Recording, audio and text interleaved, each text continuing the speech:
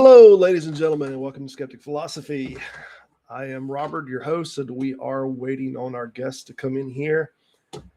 We're waiting on Objective Ethics. He will be our guest today. Hopefully he'll be in here shortly. Sorry, we don't have great communication with one another, unfortunately. I'm just checking to see if he's tried to queue or come in yet. I don't see it. Objective, are you in the chat?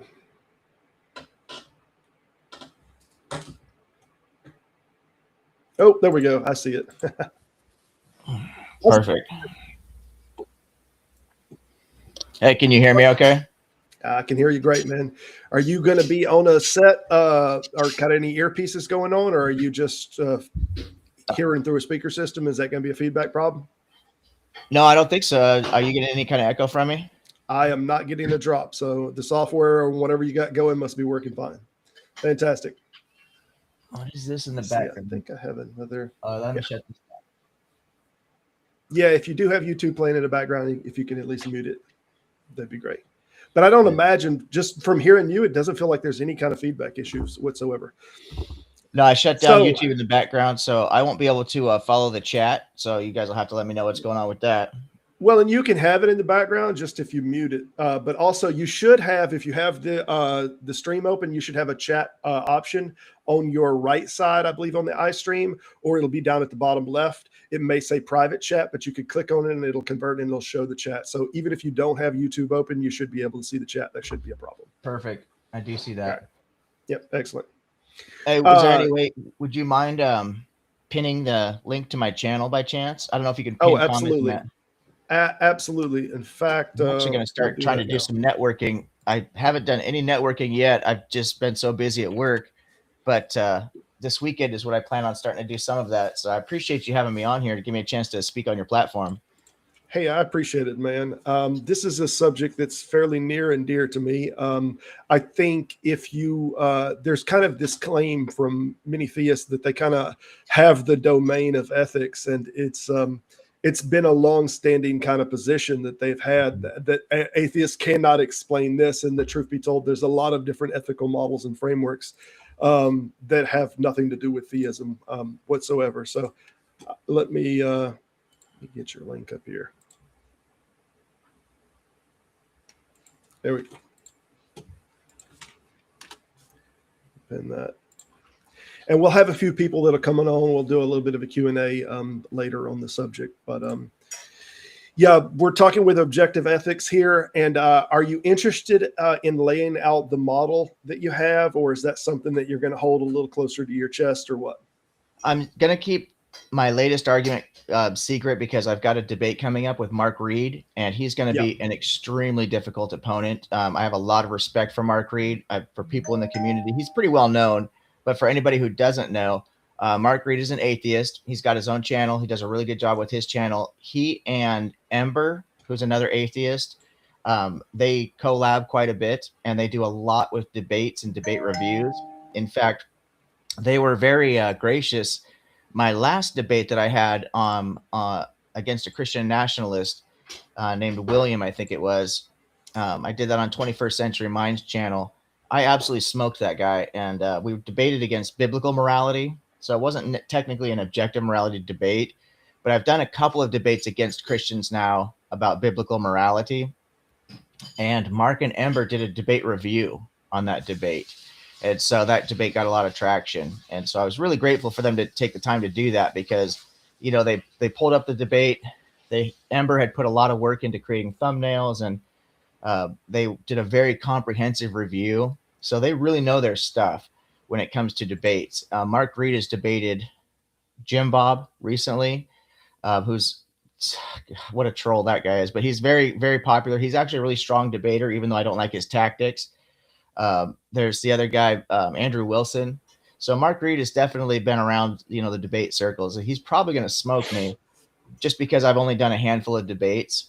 I do think I've got a strong argument for him, but my biggest goal is just to not embarrass myself. I understand. I don't jump much into the debate stream myself because I don't think I don't think that it's practical for adjustability. What happens is you take these ardent positions, somewhat, and will do a steel man, and that's the nature of a steel man. You dig your heels in and you defend a position. And if we're all trying to get to truth, and that's the goal of it, the digging your heels in is just problematic definitionally. So I would rather have conversations with someone that I disagree with in a way that we can agree more on the definitions. And I think it was Wittgenstein that has made great arguments about the subject of disagreements happening specifically because of definitions. And I think he had a whole book written about the map is not the terrain. And it's just talking about vocabulary. I've heard it said that if everyone in the world could agree on all definitions, that there may not be any disagreement in the world. And that may very well be the case. So that having been said, I do want to get into some of the definitional things, because I do think specifically inside of the atheist and agnostic camp that you are kind of an outlier. Or would you say that that is the case, that you do have something of the outlier position? You're absolutely right about that. In fact, two things you mentioned I think are spot on. The first thing, and I think we both see this as being really problematic, is that Christians, not just Christians, theists in general, tend to hold morality over atheists and agnostics' heads. That we'll just call it collectively the skeptics, as if they have some kind of moral high ground. And I think that's clearly problematic. They don't have a good argument for it, for one thing. And it's also just kind of an ad hominem type of approach to having these kind of discussions. The other thing that you mentioned is being the outlier. What I find to be really interesting about that, and I want to be careful how I couch this, because I'm not meaning to be offensive to any group of people, to be honest with you, but in my studies, and I've been hitting it really hard over the last several months because this is a topic I'm really passionate about, and the significant majority of modern philosophers, I'm talking like almost 80%, are atheists and agnostics, and yet the majority of these philosophers believe that morality is objective. But when I go into the community and I talk to a lot of skeptics, being an agnostic myself, we run a lot in the same circles, obviously. I would say 99% of the laymen, and when I say laymen, I don't mean they're uneducated or stupid, because they know a lot about biology and cosmology and history. And most atheists and agnostics know more about the Bible than Christians do. But I don't think a lot of them study ethics and morality from a philosophical position, because I'd say 90 to 95% at least all take the subjective moral position. So there's a disconnect between the people who are highly educated in this particular field of study and the people who are not. And I have a theory about that I do believe. So I'm a lifelong agnostic. I don't have a deconversion story, but Let me get some clarity on what you're saying. I want a little clarity before we jump over it, because it seemed like what you were saying is that the disconnect between the education inside of the field is what is accounting for the majority of atheists and agnostics thinking in the subjective terms. And I don't really understand that, because we do have a lot of very educated individuals. And I don't know that in the field of philosophy, if there's kind of an emergent position, that there is the majority of philosophers, for example, that are atheist or agnostic are taking the position. But just on an intuitive kind of inventory of some of modern philosophy, I do think that the majority, and I may very well be wrong, and I'll be happy to be wrong on it, that the majority actually are on the subjective side, or on the side that there's not a grounding, that there's not a foundational thing. So that's actually the opposite of what my research has shown. So the majority are on, and it's not, so the significant majority are atheists and agnostics, almost 80%. When it comes to the objective versus subjective, it's around 65% based on 3 different surveys that I studied. So about 63 to 68% are on the objective side for morality. Well, that's interesting. I'd love to see some of those numbers. I'll be bringing out some of those statistics in my debate with Mark, and I've got sources. He's obviously going to want to get sources on all that stuff. So, yeah, absolutely. So before we get too far into it, there's a few housekeeping notes, and one of them that I did want to do is I have a few questions here that I wanted to throw out at you and see which ones that you wanted to answer, which ones you didn't want to mess with at all. But primarily, I want to try to get your definitional difference between what ethics is and morality. Mhm. And do you tend to couch them together whenever we're having general topics about it, but that you do have something of a distinct definitional difference in what the two is? And does that play into the kind of the argument of the origin of morals or ethics at all? Yeah, I think that's a really important question, brother. And I think that's something we should talk about, because my argument initially was basically to separate the two. Ethics would be like the meta standard, and then morality would be definitional as far as our behavior pattern. So you have this meta standard that's ethics as to what's right and what's wrong. And then morality really just describes the behavior of people. So then the morality would be based on the objective standard. But in my studies in philosophy, it turns out that you can separate them. And in the way that we use these terms, especially in our modern usage, we do tend to separate them. So we have business ethics, for example. So it gives us this kind of way, this word that we can use to kind of separate things out. So we have like this ethical standard in these different categories. However, when it comes to morality, I find that most philosophers that I study and most modern philosophers I've talked to, because I've discussed this with a couple of PhD philosophers myself, and they say that morality and ethics is really, when it comes to the morality question, the ethics and morality is just two different ways of saying the same thing. You're talking about what's right and what's wrong. So my feedback on it is this: the distinction that I'd make about morality and ethics is that there can be a moral interaction between you and me as an individual, and that we can put something inside of kind of the set that is moral behavior or not moral behavior in the interaction between me and you.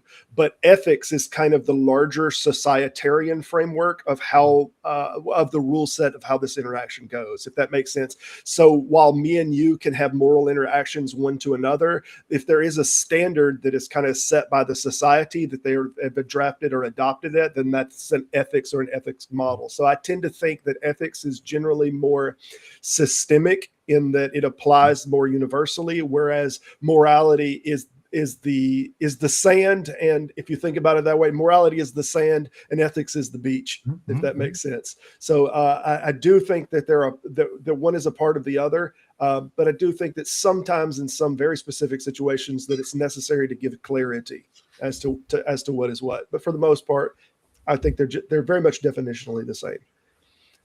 That having been said, do you mind if I hit you with the first 5 questions and you tell me which ones you want to answer and which ones you don't, or tackle them in whatever order that you want to tackle them in?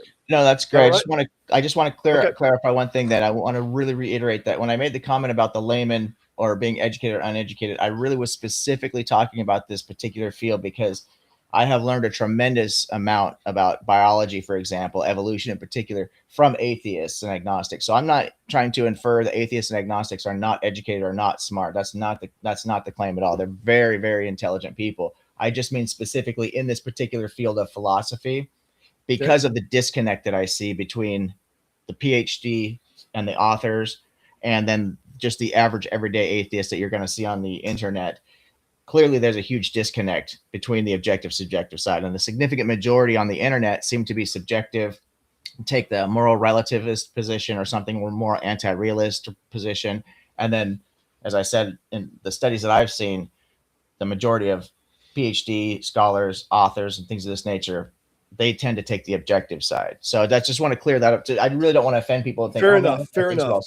And I think that it should be made that there is also a distinction between a moral model in terms of how we think morality arises and a moral model in terms of how we should or ought behave. So we have these ideas, there are these constructs that we may say we live by this moral model, but it may be a different thing entirely as far as how that morality is coming into play. What are the mechanisms that bring morality to the forefront? So like I may be an emotivist, and I kind of take the emotivist position that is the essence of how morality comes forward. But I wouldn't say that is a model in which I could live by or make decisions based on, if that makes sense. So these are two distinct things for me, and I'm not sure how separated they may be for you.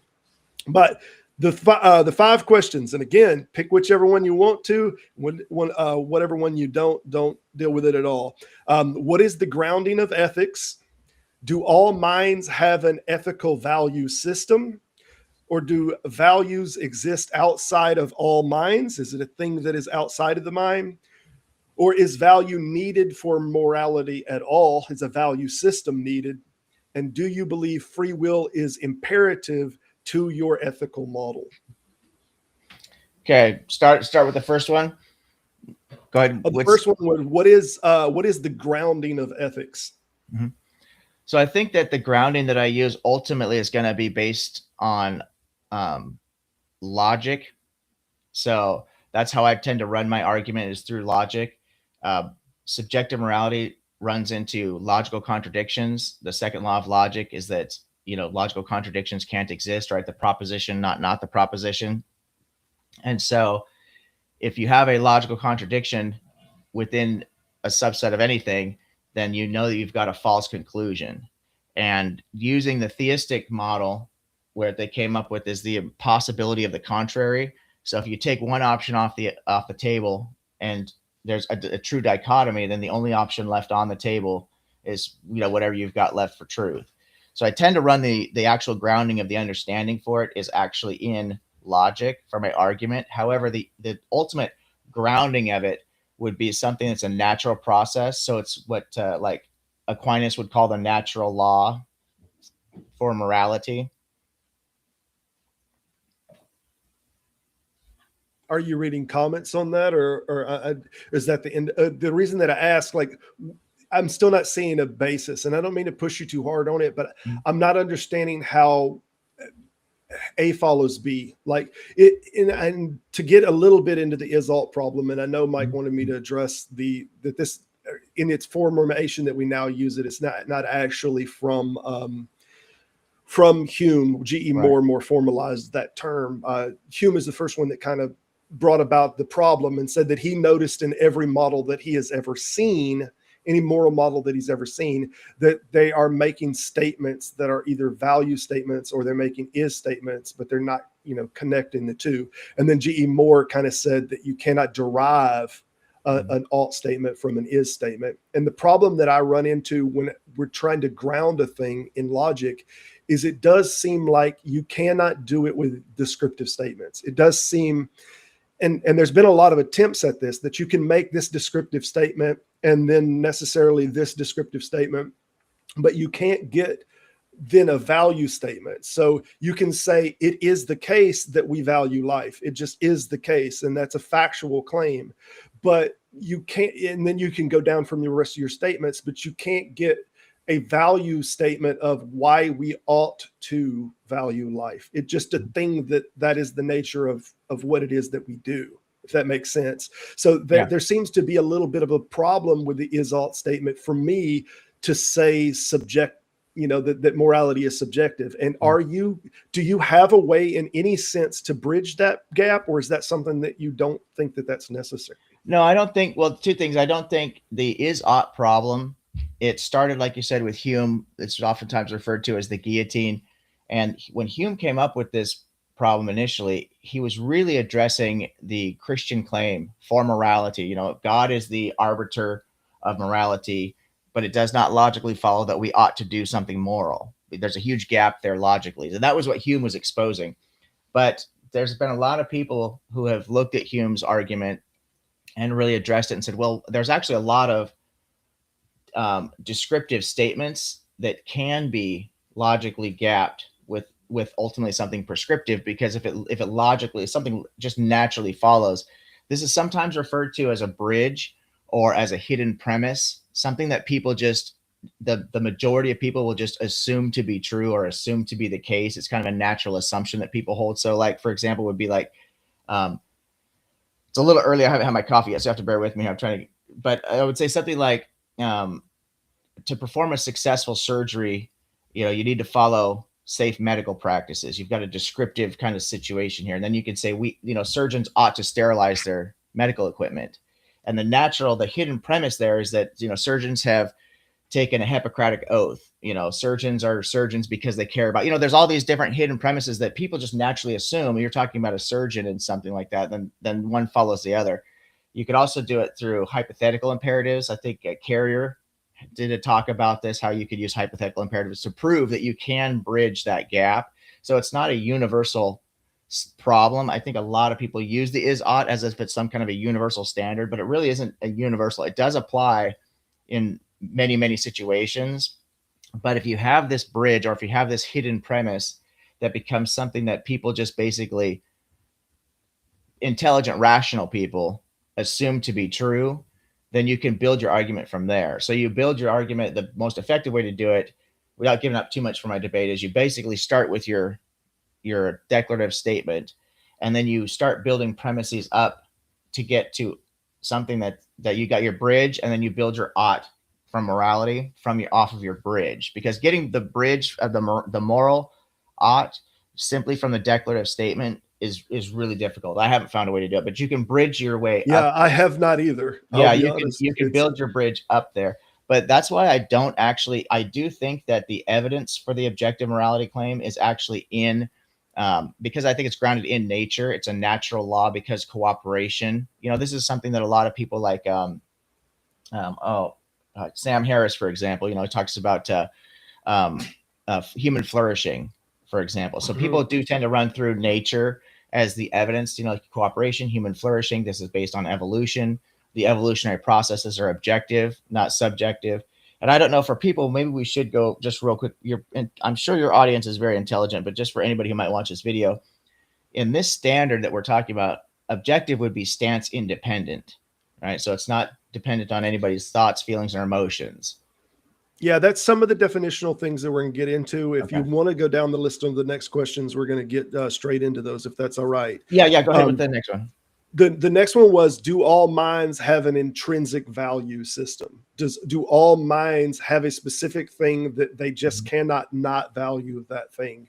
And is that something like a foundation? Because if the problem that we're making even with the Hume problem is in the is-ought problem is like, when you start with probably the easiest one, that we want to live or we value life, it starts with just saying that as an is statement, but it doesn't address the value of why it is that we do that thing. It's not a logical thing that we value it. It's just a preferential thing. And maybe we can get into the biological side. Obviously, if you have two things that one thing that values life and one thing that doesn't value life, one is going to be as successful to live and one won't. So necessarily everything that is alive necessarily is that which values life, if that makes sense. So we do kind of have this emergent, but is it necessary that values just must be in the mind, that there are certain values that are just not inalienable for a mind to be?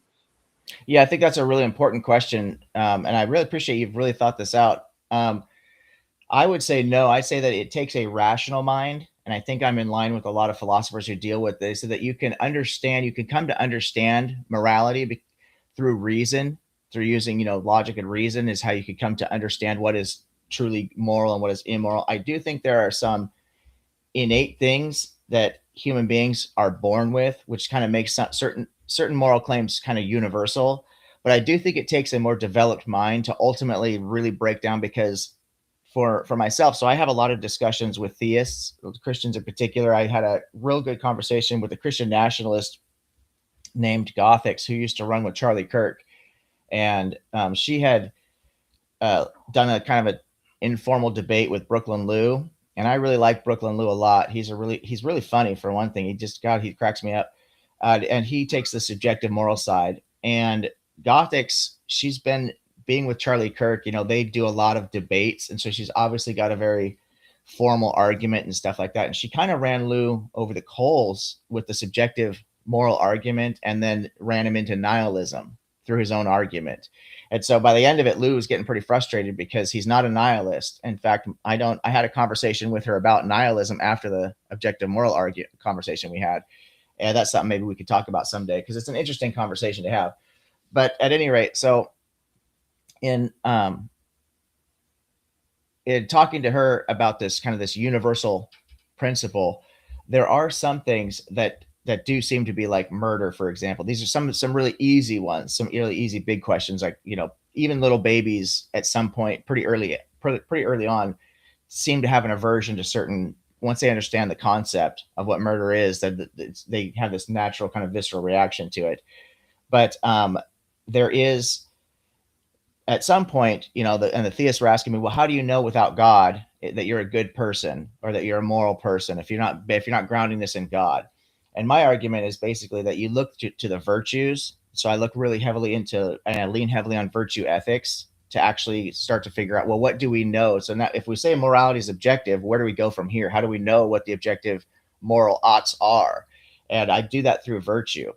So in order to understand virtues, and I use Aristotelian, the golden mean is a really easy way to just pick out any random situation in life and determine, is this a moral, first of all, is it even a moral question? And second of all, how do we approach this? And when you look at that golden mean, for people who don't know, Aristotle, in his ethical construct, he basically said that the golden mean is that perfect place between the having too much or excess and having deprivation or too little.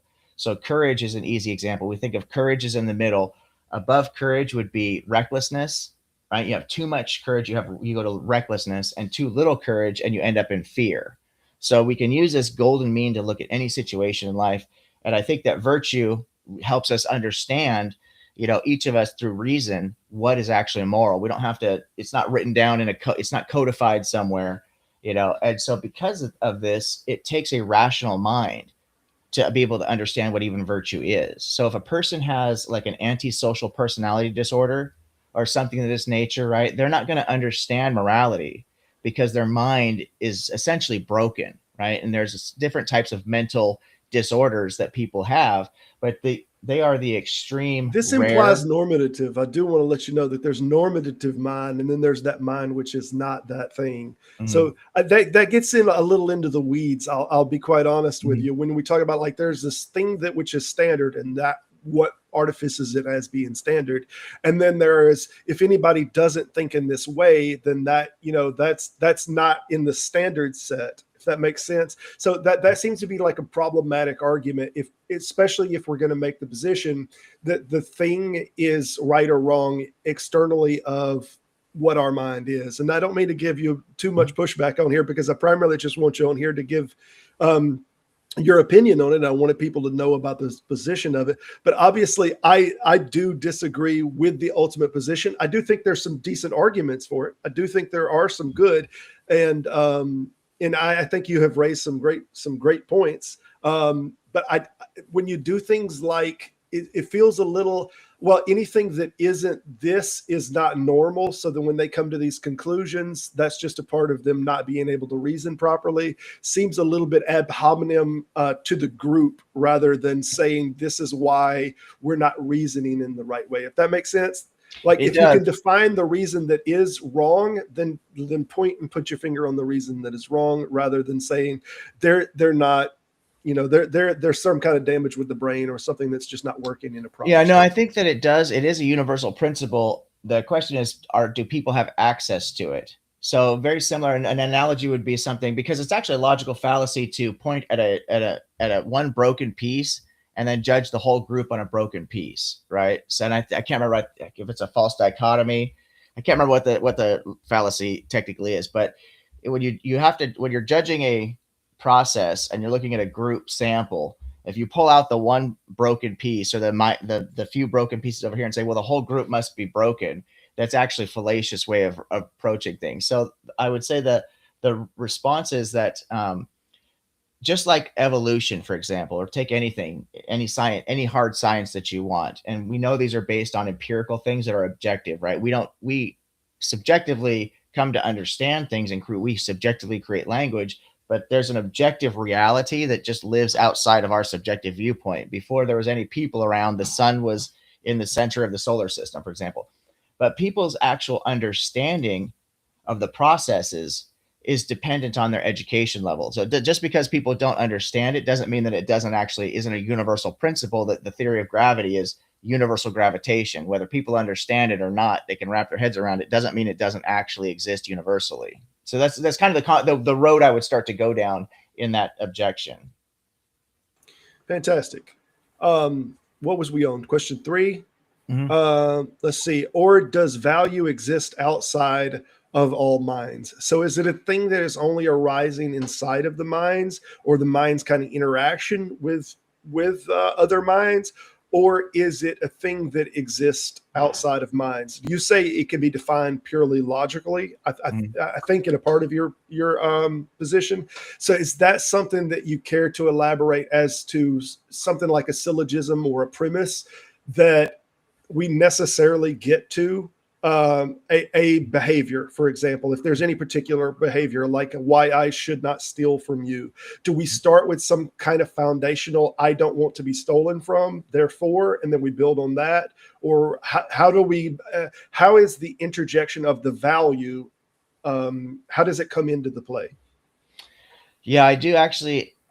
So in order to do, and I did actually build a syllogistic argument for my debate with Mark, but because of the is-ought problem, the syllogism is essentially, you start with one syllogism, you come to a necessary conclusion, and then you build your next syllogism off of that necessary conclusion. So it's a 3-step process, and I don't want to give out that syllogism because that's going to be the core of my argument with Mark. Fair enough. I will say that I have tried several times to build syllogistic arguments for this, and it is extremely difficult. You really, because you have so much groundwork because of the is-ought problem. You've got so much foundation to lay to get from the beginning to the conclusion. The one thing I will say in response to that, though, and I've already mentioned this in a previous debate that I had against an atheist who was taking the subjective side, and AI actually favored me in that debate. So it was, now that could just be because of his approach, but you know, it is what it is. And I should say, well, it doesn't matter. We'll get it out later. But the problem is that when you look, if you take, because I've done this, in an effort and desire to be on the right side of the question, as opposed to just taking a view and holding on to it. I think it's one thing about the skeptic community in general, is that we tend to be more open to being wrong, you know, and I'm certainly like that. I want to be lined up with whatever's correct. So I studied the argument from both sides, right, as diligently as I could to see, well, maybe, you know, because there's really good arguments for both sides. There's a good argument for the subjective side, and there's a good argument for the objective side, in my opinion. And when it comes to the subjective side, there's 2 approaches. You could really try to hammer away at the objective position, or you can attempt to build your own argument from the subjective side. And I find that the subjective claim is much stronger when you're trying to attack the objective position. But if the subjective claim is trying to build its own argument, it's got so much groundwork on its own to try and defend its own position. How do you get from things that we know are objectively true to a subjective claim that, well, this is why boo murder, you know, how we come up with boo murder. There's a huge burden of proof from the subjective side that I haven't really seen people really cover. I hear a lot of claims that on the face seem like, oh yeah, that makes sense. It's all subjective. We just come up with our own morality. That's why there's been different moral codes throughout history. But when you actually start to break down what these things are, to get there from the subjective to actually, you have your own burden of proof at that point, your own argument you have to build. And if you take a syllogism like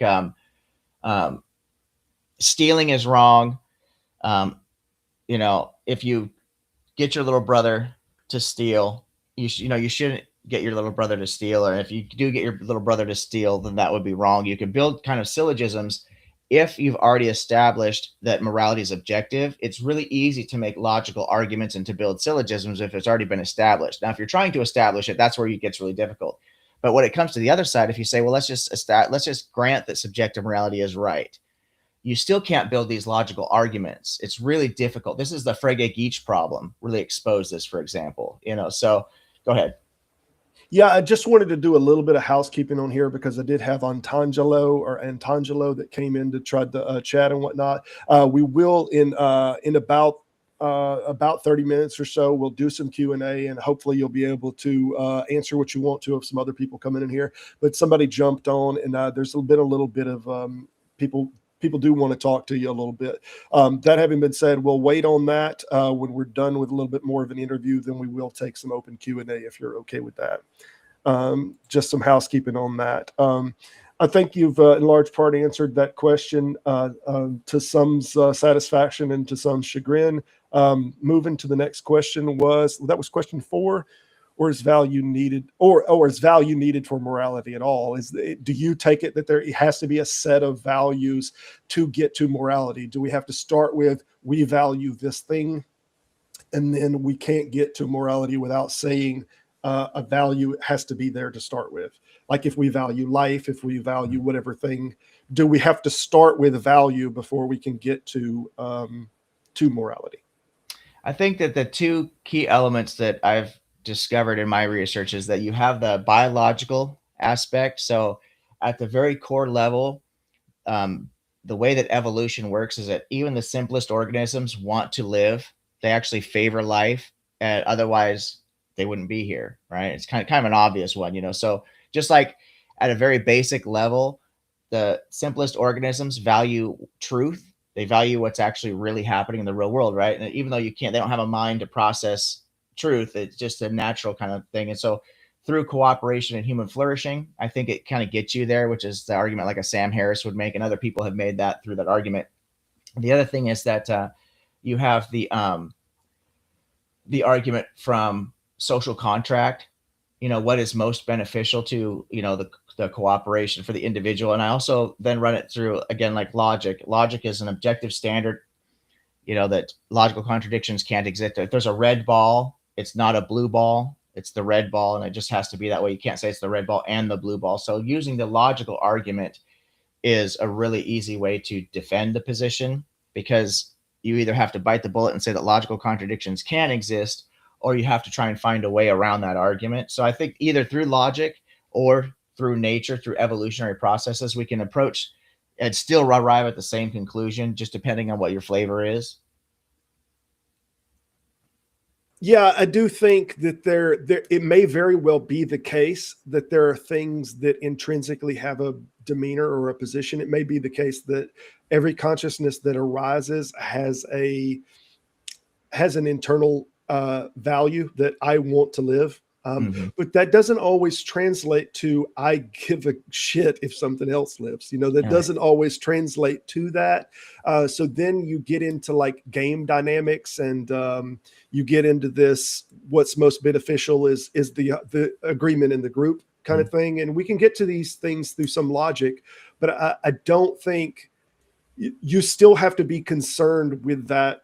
And this is why we have the problem with like morality in animals. Like, is there anything that an animal can do that we're going to exchange moral dichotomy, that I'm going to do this for the animal and that I'm going to get that in return? And if I don't, then are we engaging in game theory, so to speak? Are we engaging in, I'm doing this because it's pragmatic, because it benefits me? And in that sense, if we're extending any kind of courtesy or kindness to that animal, it doesn't seem that it's pragmatic. So it doesn't seem that it's serving the first rule of that we behave this way because we want that thing to behave this way towards us, if that makes sense.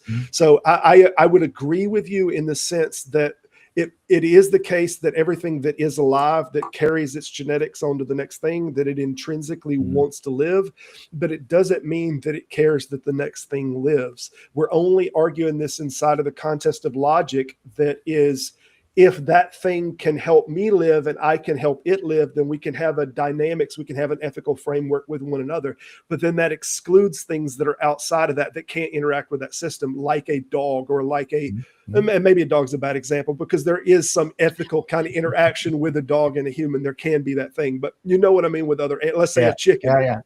A chicken's not going to have, I'm going to return you the favor of, not even a cat will do that. A cat is like, look, you can give me food, but I do not care if you die. I will eat the food out of your pocket if you fall on the ground.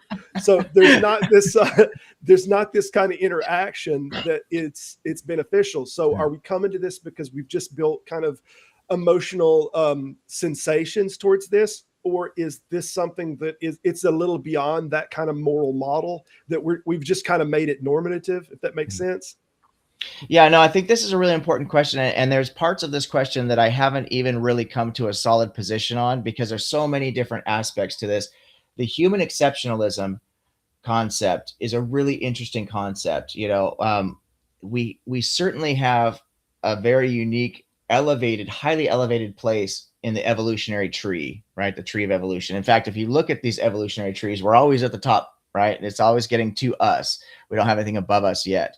And so it's tempting to take this human exceptionalist position. I'm not saying that's what you're doing, but a lot of people just kind of tend to see the human beings as having this separate kind of category, right? Homo sapiens are in this kind of almost unique category, even though any evolutionist, including theistic evolutionists, are going to say that we're all animals, right? We're all great apes.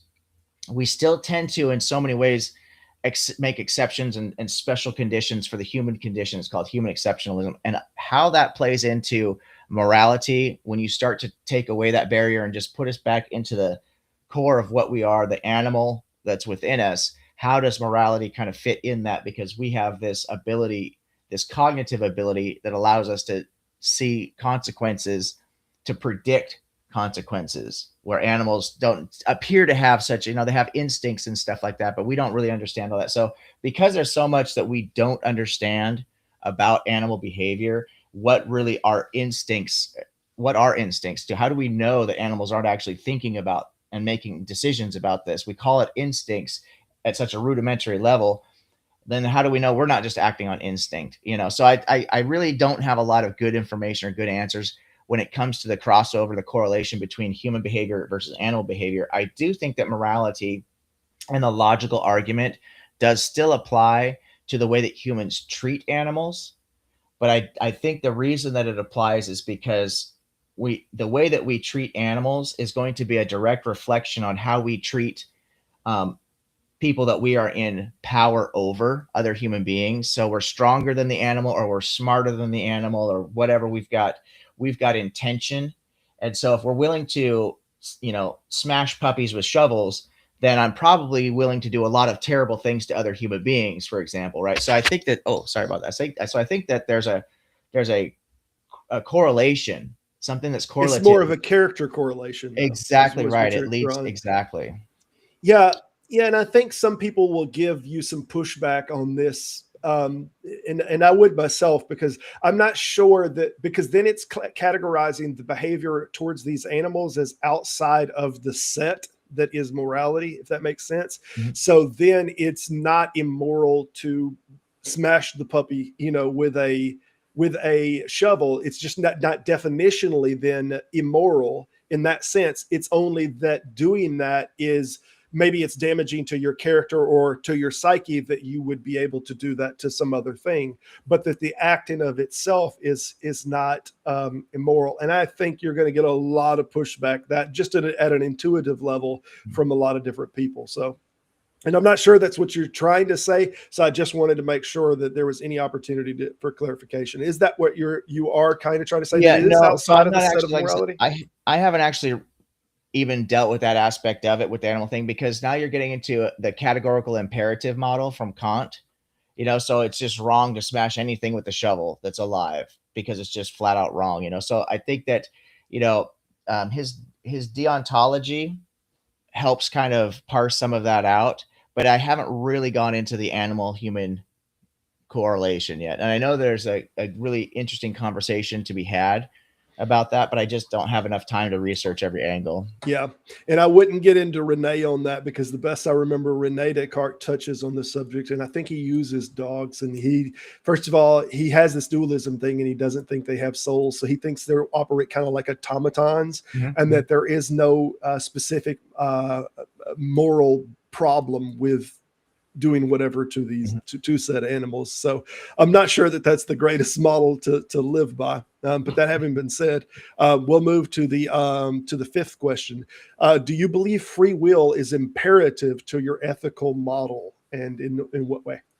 Yeah, this is a really good question. I have not taken a firm position on free will. I've just recently started looking into the arguments for and against, and it's something that I plan on doing a deep dive in over the next few months, because I think it's a fascinating study.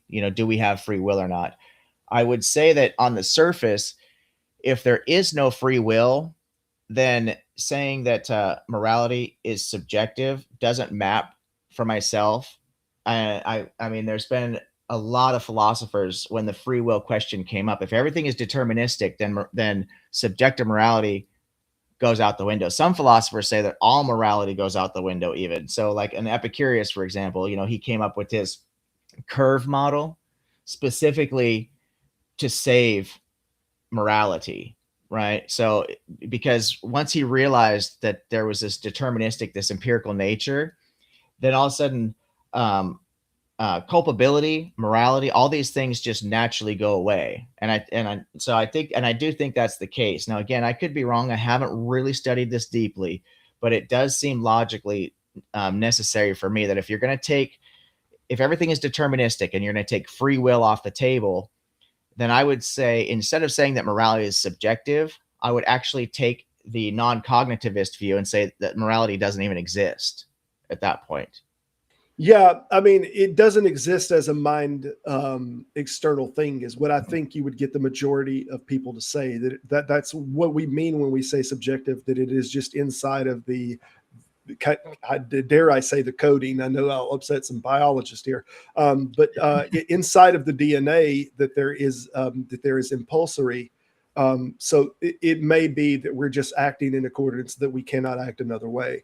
But I think these are, and I don't want to call it outright just a categorical error, but it seems as if that the one thing is foundational, like is if determinism is true, and if you talk about like a rock in space and another rock is in motion headed towards that rock, and it's at a particular spin, that everything is kind of predetermined in the mechanics of the motion of how it's going to hit that other rock. And it's already predetermined when it smashes against that other rock, how those things are going to spread apart, because all of the atomic structure and everything that is there, it is all just being deterministically, if that makes sense. Like even the rotation of the rock, where the rock is going to be hit, and then where the rock has the weakest points, where it has the lowest bonds, how it's going to break apart. So then you get this increasing, this runaway in complexity, that you're going to have thousands of little bits that go everywhere, and you can get those bits can go out further and hit other things. Is all of this deterministic just by the law of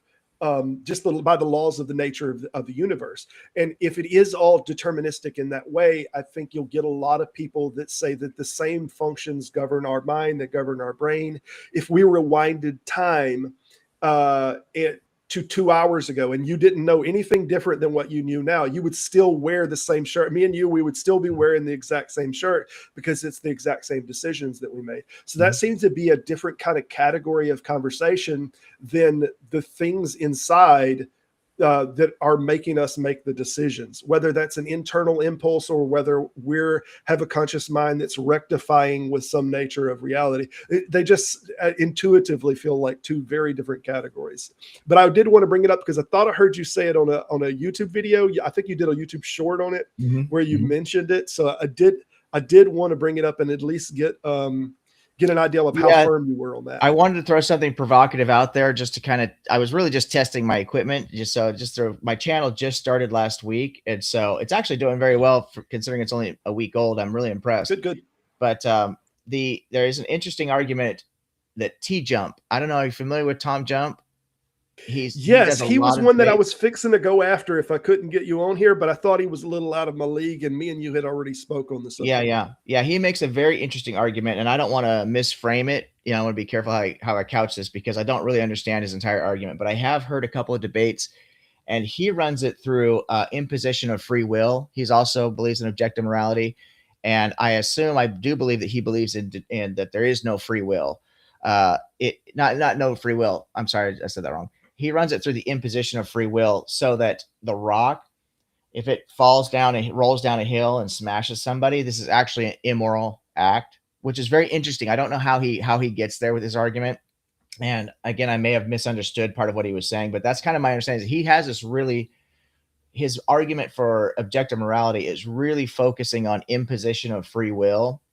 And I think that's an interesting angle to take. I'd like to talk to him and have him really explain it, because I've looked through several of his debates, and I haven't seen a debate where he just debates morality. It usually comes up in debates. So far, with the exception of the last debate that I had against an atheist, we really debated this topic specifically. But all of my previous debates were about biblical morality or Christian nationalism. And so my objective moral position came up in a cross-examination, but it was never really the focus of the debate. And same thing with Tom. I've never really seen him just focus on the morality issue. It just comes up as one of the talking points. So I'm really unclear about it, but I do hear him constantly going back to imposition of free will. And I have heard him use this rock analogy before. And once he used the rock analogy, that's where he kind of lost me. I'm like, how does this rock rolling over somebody constitute an immoral act? You know, the rock has no intention, but the person's free will is being affected. And so that's what makes it immoral. Yeah, well, and then the argument that is made many times from the emotivist is that there is an intuitive or internal boo thing that may not always correlate to agency. And when we say that we see murder and we say boo murder, I don't like this thing, we know that there is agency that did it. But the comparative is like, if a brick hits you in the head, would you say boo this, that you don't like the outcome, but there's not a moral thing that you assign to it that you say that it's wrong. However, it turns out to be the case that when you're younger, especially toddlers, that they do this all the time. So they might get tripped by their bike or something, and then they go and hit it, right? Mm-hmm. And they'll strike it, that they're upset with that thing as if it has some sense of agency. And we could argue that that's just a misunderstanding of what agency is. But is there an impulsively kind of, I don't like this outcome, and then you're angry with something in the sense that you feel that they done you wrong, that a thing external of you done you wrong? So there, some of this jumps more into psychology, obviously, than it does into what real things of morality are. But I did want to start getting some Q&A, get some questions up on the board if somebody did have some questions up here, so that we can address those in just a few minutes. But we did have a little bit more that I did want to discuss you, or if there's any more aspects that you wanted to talk about specifically. Is there any aspects that you want to talk about specifically, or are you interested in some more questions here? Yeah, I love your questions. I would just want to follow up one thing about what you said about the toddler and the bike, and your analogies are really good. I also want to make sure at some point, and maybe now is the time since I'm starting to bring it up, but I actually owe you a debt of gratitude, believe it or not. I don't know if you probably won't remember this because it was, I'm sure, a very insignificant moment in your life as far as that goes. But a few months ago at this point, I was online. I believe it was on Captive Desk's channel. And I had studied philosophy very casually, as more of kind of just found it kind of interesting and entertaining, but I'd never really taken it that seriously. And I made a kind of a half jokingly comment one time. I said something like, philosophy, you know, it makes us feel smart. It's like playing chess. It makes us feel smart when we're doing it, and it's entertaining, but at the end of the day, it provides no value to life, right? And you had responded to me saying, actually, there's so much that we can learn about life and the way life works through philosophy. And you really struck a chord with me. I thought, I hadn't really considered it to be that serious, because I tend to think that we discover truth through the scientific method, right? And then you sent me down this path, which is what I'm on now, where I've just gone full in, all the way up to my neck into studying philosophy. And I found that I do believe there's basically, when in philosophy, they ask some key fundamental questions, right? One of them is, what can I know? And the answer to that question, I'm very much in line with Kant in this, that there's really two things that work together. The first thing is, we have what Kant refers to as empirical knowledge, and we come to that through the scientific method, right? And that's how we judge the world around us empirically, through judging matter. But then there's also what he refers to as practical certainty. And so it's not to say that anything is absolutely certain, that we can't judge empirically, right? But there's this practical certainty, and this allows us. And that's really, I never would have been able to really comprehend or even taken the time to parse all this out. But there's absolutely an element of life. And this comes into the relationships that we have with people, the sociology and things of this nature, that we don't necessarily track empirically. There's a whole nother method that we use to discover truth. And it's through it's through philosophy. And I'm so grateful that you said that to me, because it's like a light went off over my head. And I think of you so often, believe it or not. And you're probably thinking, I don't even remember saying that. I But you don't did remember, but I want to say this in advance. I didn't know it until a moment ago. But as far as goals go, if someone told me that they deconverted from something that I said, or if they did this or they did that, I cannot see that being more important to me than someone saying that I got on fire for philosophy. That to me is the height. That is the pinnacle of. So if I would encourage anybody to get into anything, it is philosophy and to study the subject of philosophy. It is absolutely amazing. So you do me a great kindness. I appreciate it. That having been said, we're about to get into the Q&A. If y'all don't want to come into the channel and you did just want to put some message up to ask a question, please, by all means, put that in the chat if you're not going to come in when we open it up. But I did have one more question that I wanted to throw at you and one more that I kind of wanted to throw at the audience and you. And we'll go ahead and do the one with the audience. And the question is, if a convincing argument can be given that all conscious things must necessarily have one particular value, that they just must necessarily have that value, and that no consciousness could come to be that did not hold said value, would that value be objective definitionally?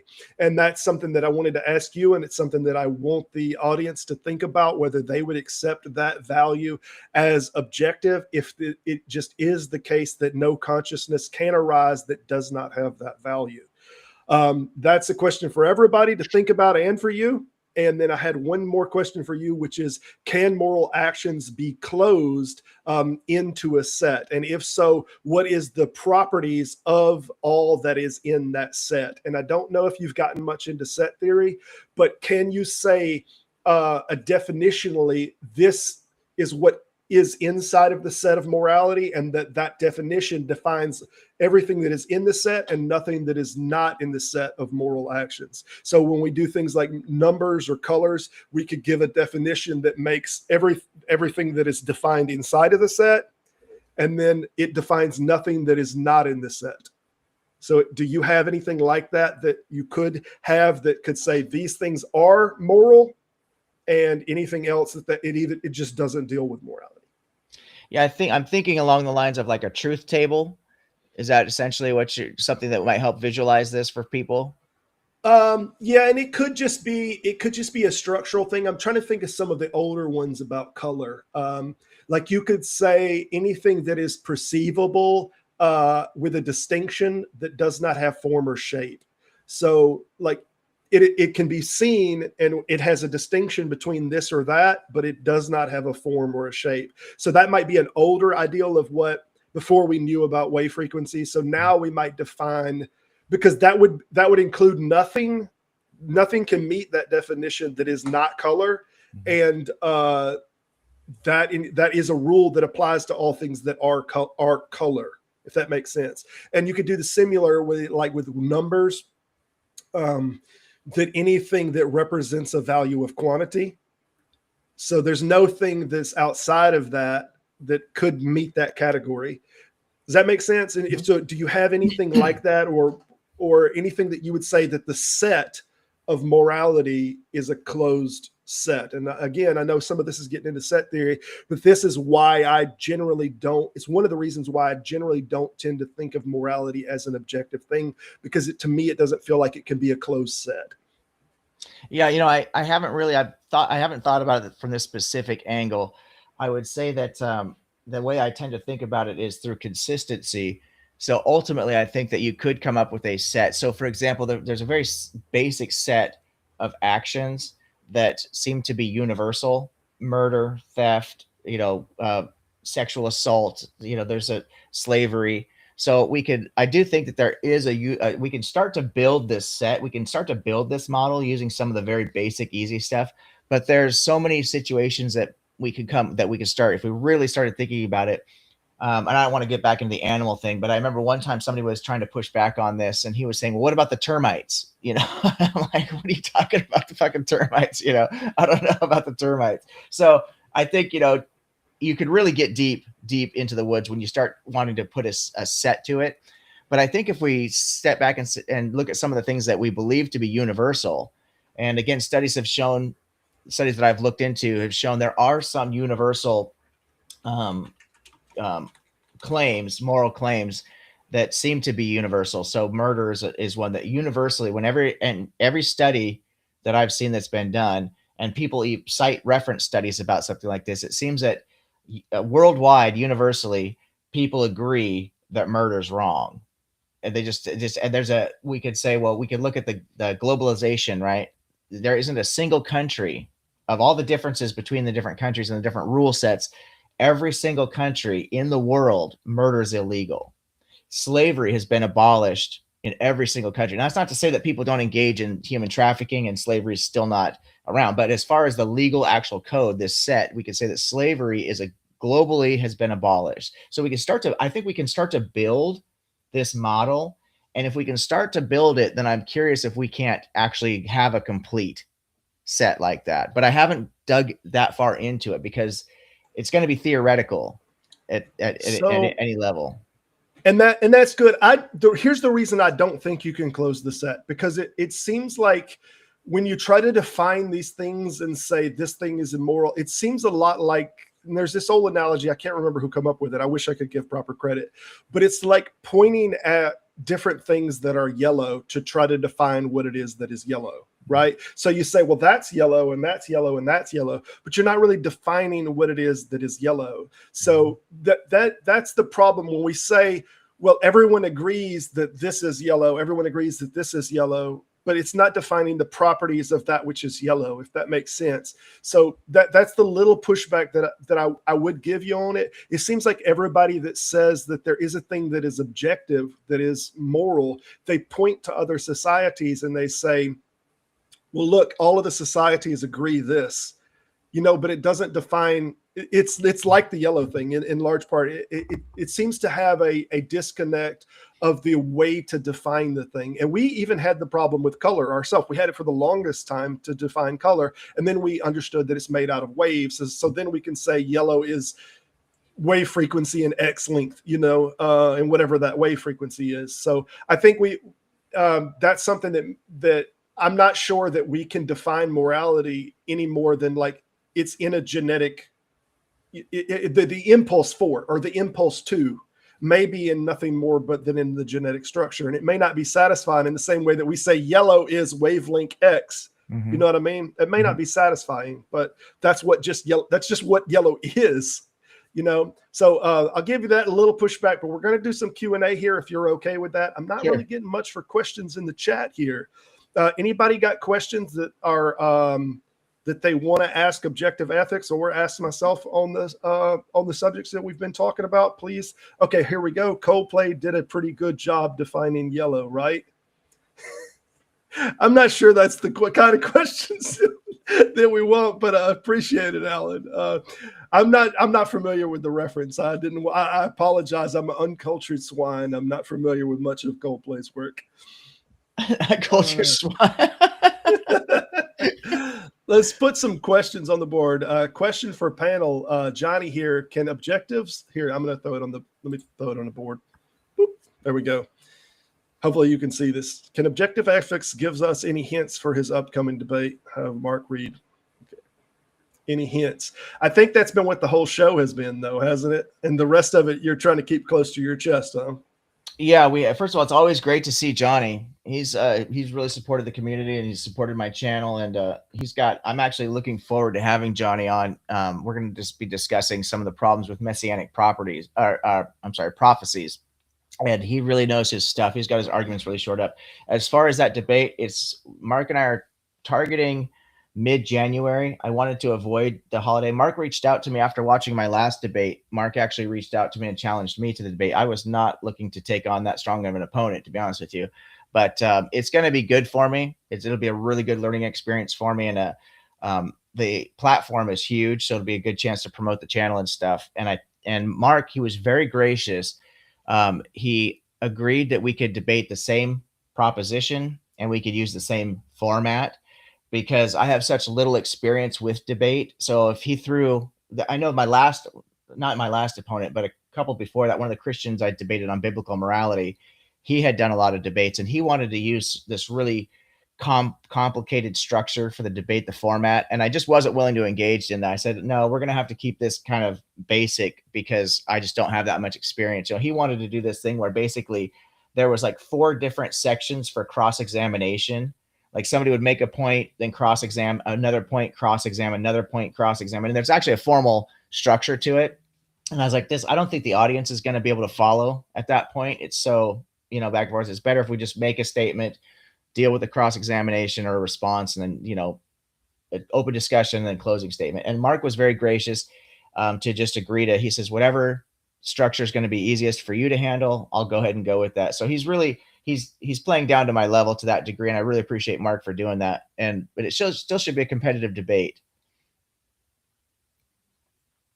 Sorry about that. I was muted. We got another one on there, and I want to be short. By the way, you can start joining. I think we got Alan on here, and I believe we're going to keep on taking the questions, but I actually am going to bring Alan onto the stage here. Alan, how it's going, man? Hey, it's going good. Thanks. I appreciate you joining. Let's go ahead and try to hit this question that we got on here. Hopefully y'all can all see it. This question for the panel: what's the ratio of nature versus nurture in your view of morality? More specifically, do you think virtue is the strongest motivator? I don't know if some of these people have been here the whole time that they're asking this. As the strongest motivator than mirror neurons. I'm not sure what this question is. In our sense of empathy. Are you seeing the whole question here? Let me just look at this here. Nurture.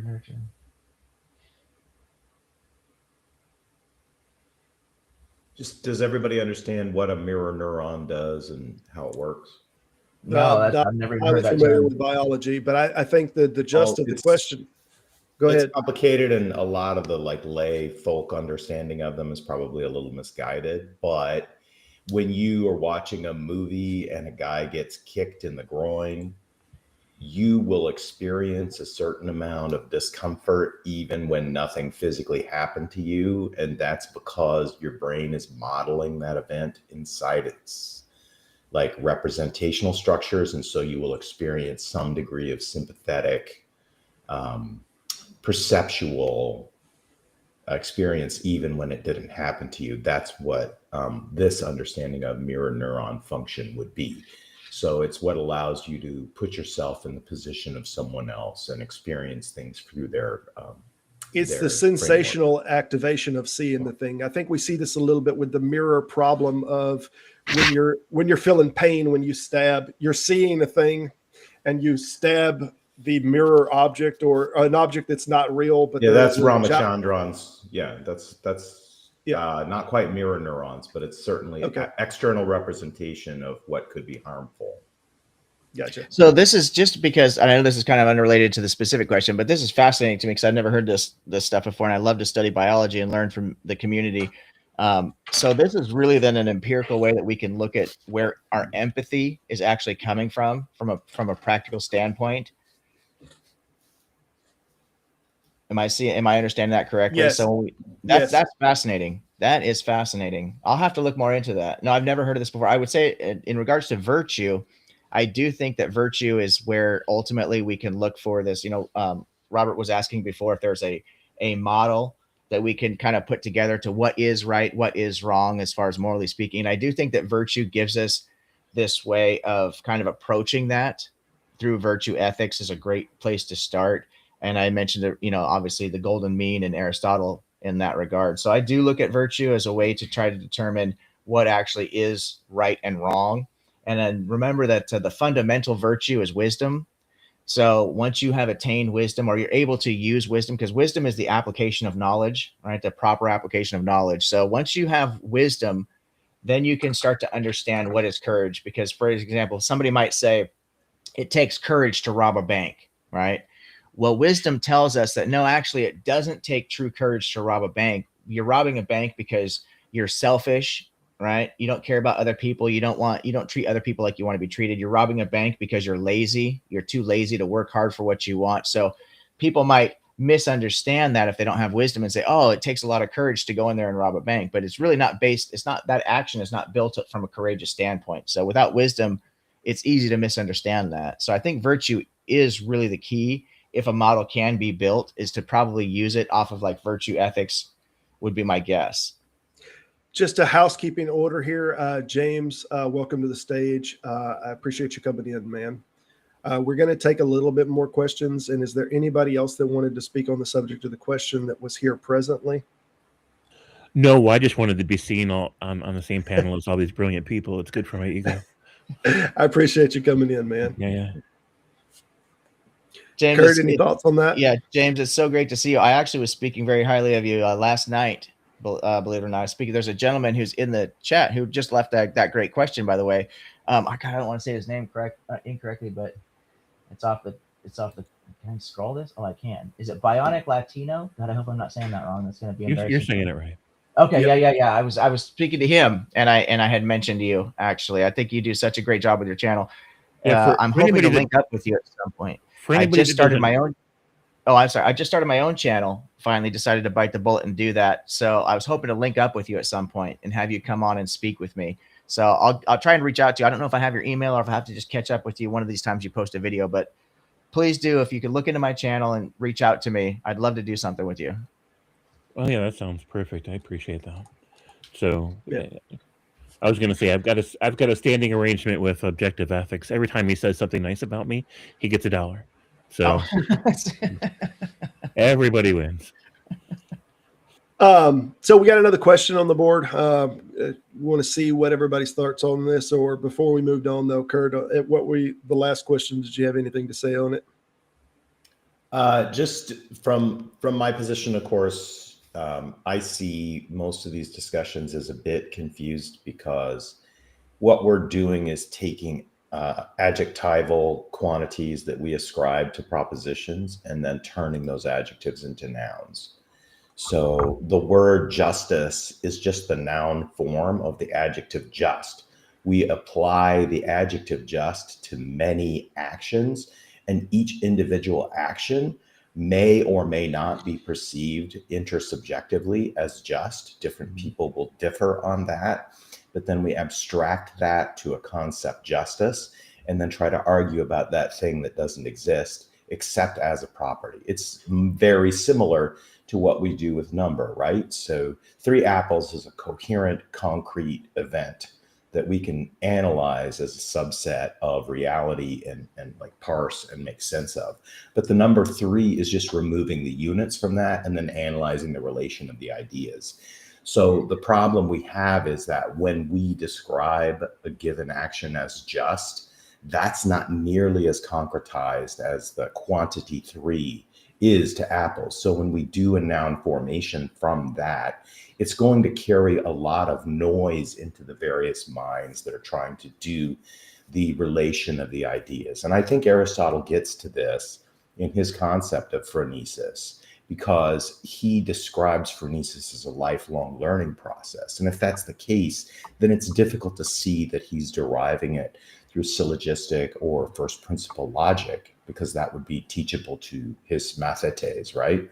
Instead, he says it is something that's derived through hard-fought experience. And that suggests to me more of an aesthetic growth, which is very similar to Hume's understanding.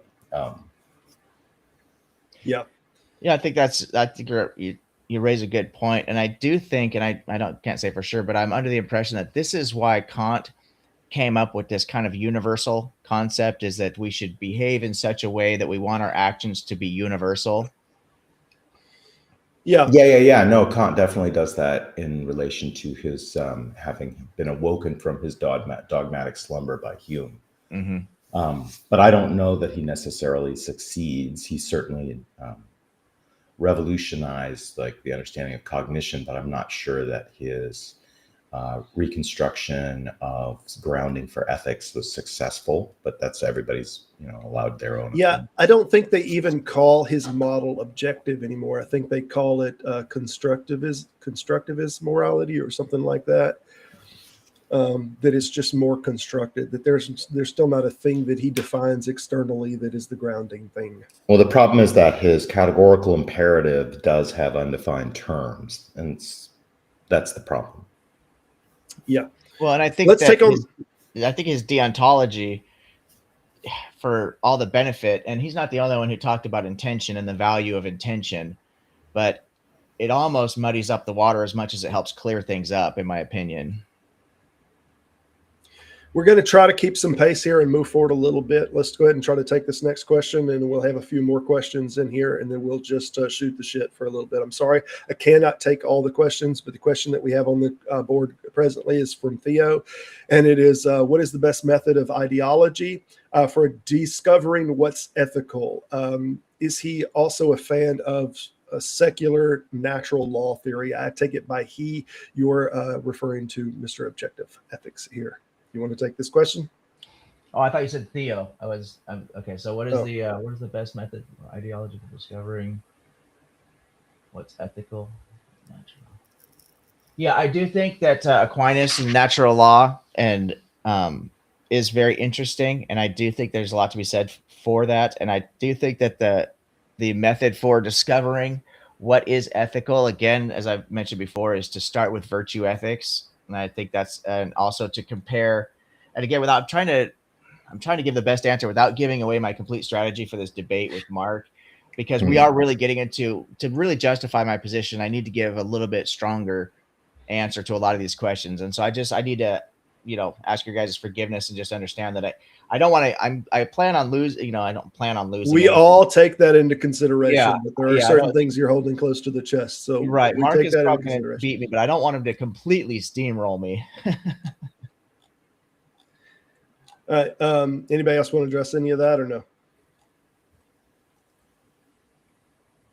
I mean, I think it is a difficult task regardless, right? Like we can survey human history and show massive areas of massive disagreement at every level, at every point in time. So that's to me the structural difficulty. You have to find a way to derive some sort of logos principle that's been inhabiting moral judgment from the point at which it was first constructed. And I don't think you can start that in Athens in the 6th century. I think you have to look at like the dawn of language to figure out how those judgments would be made then. Yeah, we're gonna. I want to throw one thing on the board, shrimp on the Barbie, for us to talk about for a minute, and then we'll just be going back and forward for a little bit. Not even sure how to remove that. I'm going to do this and that. How about that? And that is the subject. Judith, I can't remember the rest of her name. A modern philosopher come up with the ideal of the surgery that was similar to, and hopefully y'all are familiar with this. Kurt, I would imagine you're at least familiar with the surgery model that is similar to the railroad cart that we're talking about, the trolley cart problem. I think originally we get trolley cart problem variation arose that if we have one person that could be sacrificed on the trolley cart, that there are 5 people that could be saved.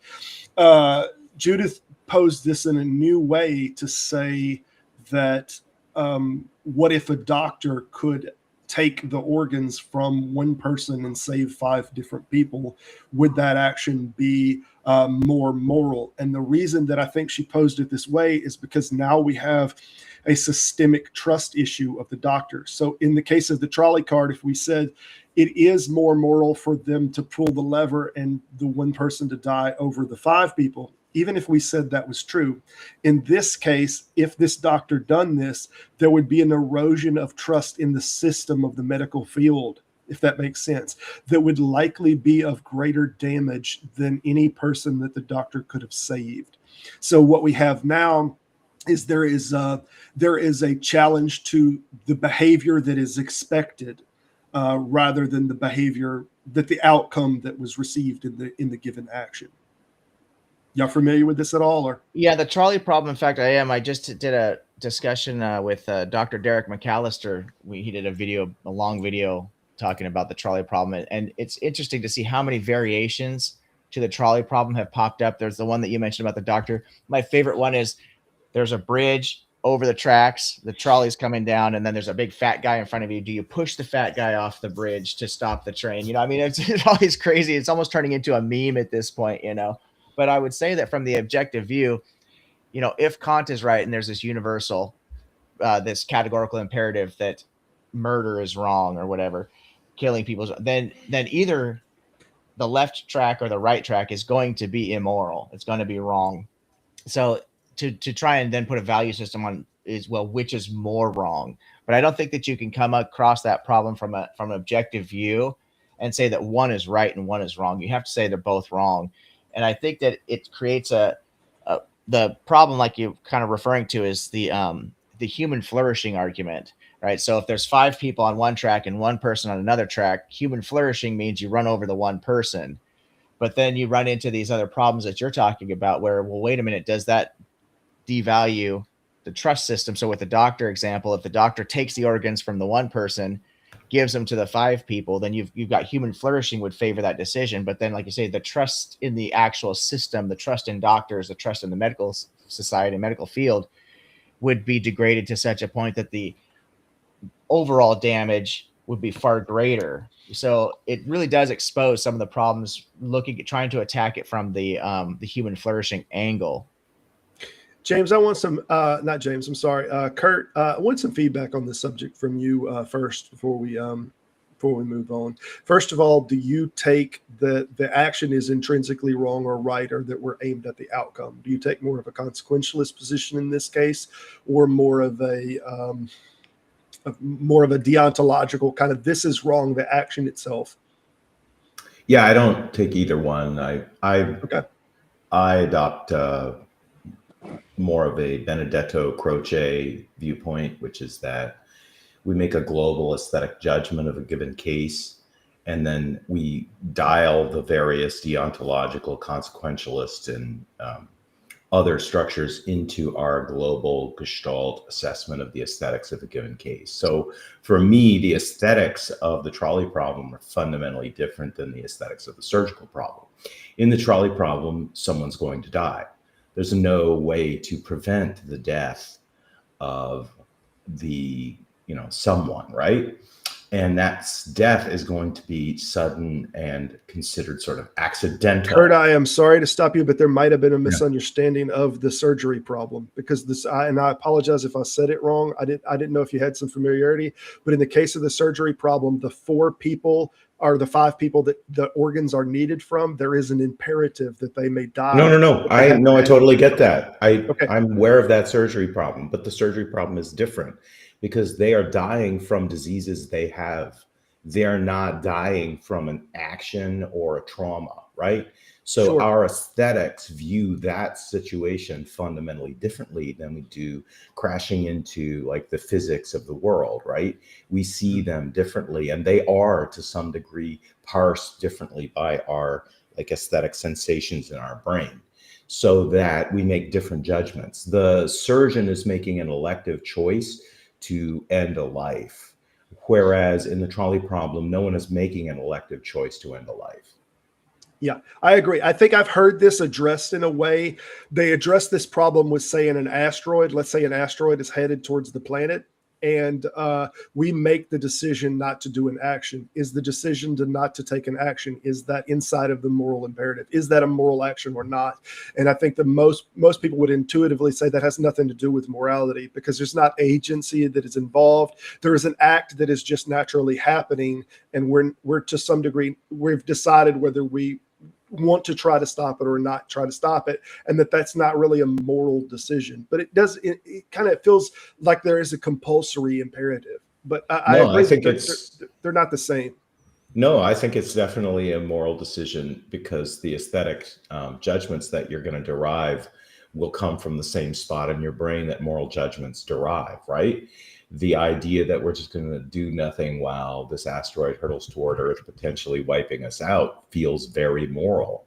So I don't think that's an inaccurate frame. Go ahead, James.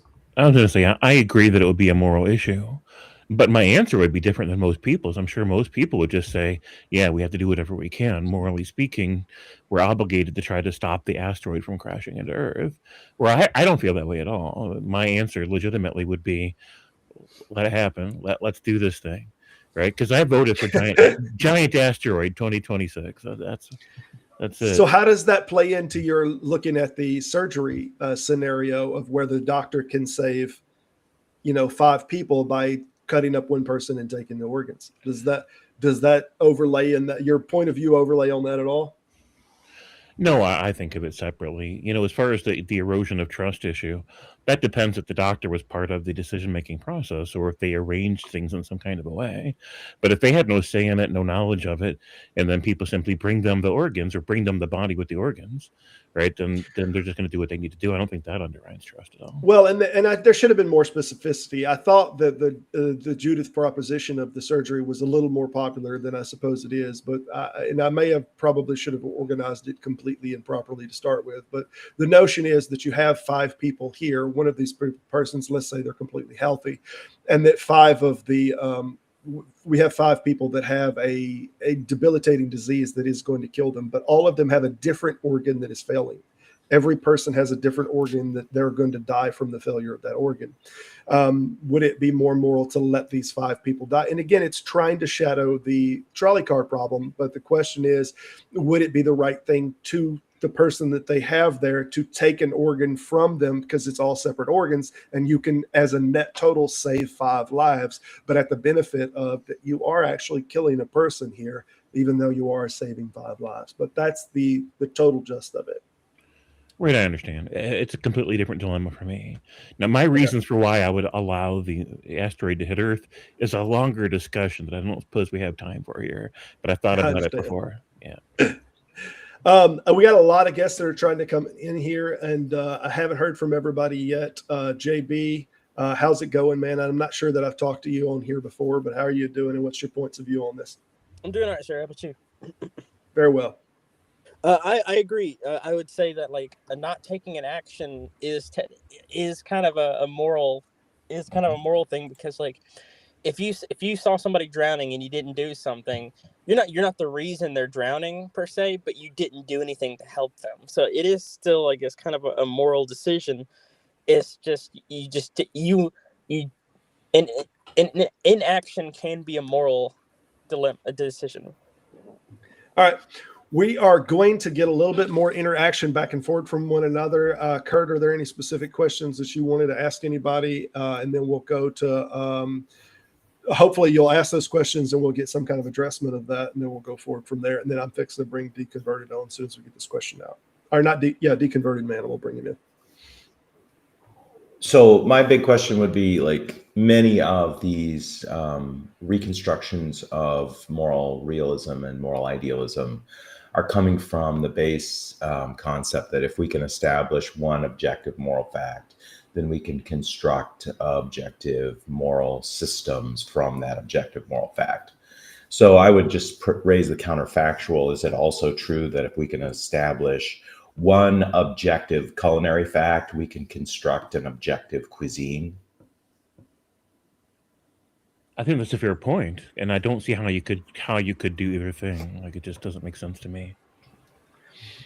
If we can say definitively that food that is laced with ricin is bad objectively, can we then determine that Mexican food is the best food ever? Is that a legitimate move? Because it doesn't have ricin, or because... Well, A, it lacks ricin, but B, it just bangs. It just kicks ass.